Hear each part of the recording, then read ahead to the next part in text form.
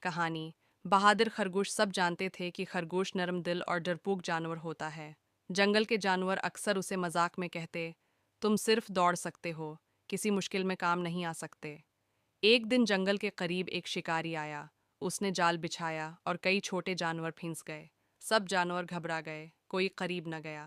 تبھی چھوٹا خرگوش آگے بڑھا، اس نے سوچا، اگر میں ڈر کر پیچھے ہٹ گیا تو میرے دوست کبھی آزاد نہیں ہوں گے۔